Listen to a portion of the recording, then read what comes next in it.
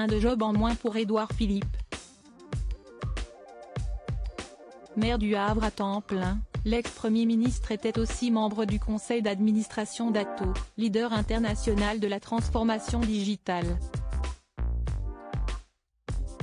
Mais, arrivé au bout de son mandat, il ne prolongera pas l'expérience chez le géant du numérique, en raison de ses autres engagements, comme l'indique le site boursier. Il a été au terme de son expérience en entreprise, précise un proche de l'ex-jupéiste à Politico, expliquant qu'il a besoin de retrouver du temps pour ses activités politiques et littéraires, même s'il a toujours fait de la politique sa priorité.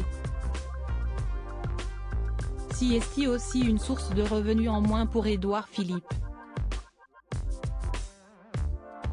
En septembre 2020, Capital révèle que les membres du conseil d'administration se partagent une enveloppe annuelle fixée à 800 000 €.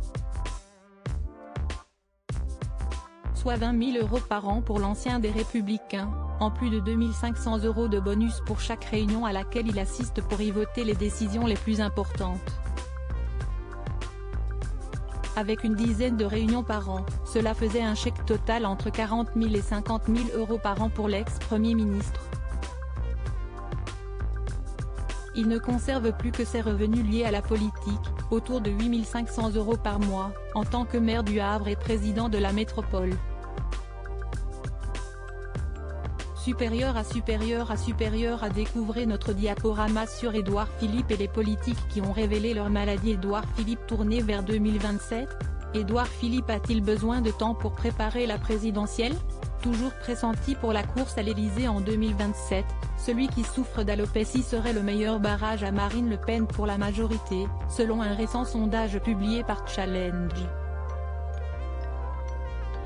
Même si le mari d'Edith Chabre, récemment sacrée personnalité politique préférée des Français par un autre sondage, continue de jouer la prudence.